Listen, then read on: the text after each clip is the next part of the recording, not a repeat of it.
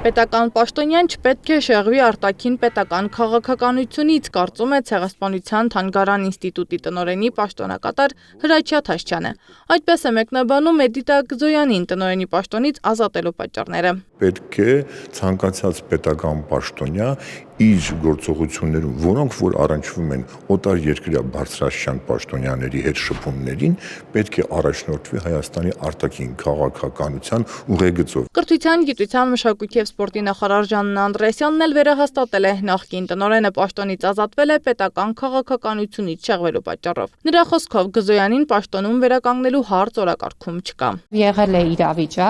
իրավիճակ, որը չպիտի լիներ, եւ այդ իրավիճակը ունեցել է իր հանգուցալուծում։ Ինքը Հրաչյա Թաշչյանը ասում է մտադիր չէ շեղվել կառավարության որդեգրած քաղաքականությունից։ Ես պատրաստվում եմ դա անել։ Սակայն այստեղ առաջանում է հարց. ինչ պետական քաղաքականության մասին է խոսքը։ Երբ է Հայաստանի արտաքին քաղաքական օրակարգից դուրս մնացել Հայոց ցեղասպանության միջազգային ճանաչման հարցը։ Նայեք, դուք հիմա ինձ հարցեր եք տալիս, որոնք որ իմ իրավասություններից դուրս են։ Այսինքն այս հարցերը պետք է ուղղել արտաքին քաղաքականությամբ զբաղվող գերատեսչությանը։ Ես եկեք սահմանափակվեմ այսքանով։ Հայ դատի հանձնախմբի ներկայացուցիչ Գևորգ Ղուկասյանը, որն Սփյուռքում զբաղվում է ցեղասպանության ճանաչման ուղղությամբ աշխատանքներով, ասում է, այս իշխանության արտաքին քաղաքական օրակարգում այդ հարցը վաղուց առաջնահերթ չէ։ Հայաստանի պետական քաղաքականությունը ցեղասպանության միջազգային ճանաչման հարցում փոփոխվել է, բայց նաև մենք տեսնում ենք, որ փոփոխվում է ցեղասպանության հարցի վերաբերյալ առհասարակ խոսույթը,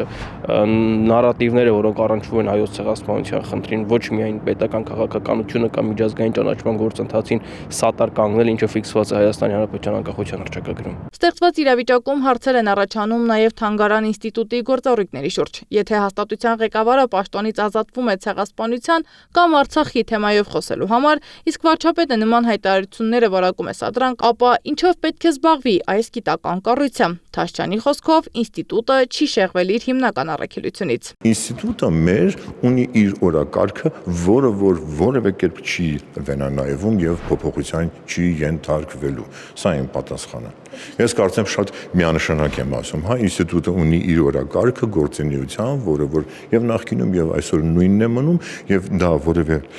վերանայման ենթակա չի, մենք շարունակելու ենք աշխատանքները բոլոր ուղղությունները,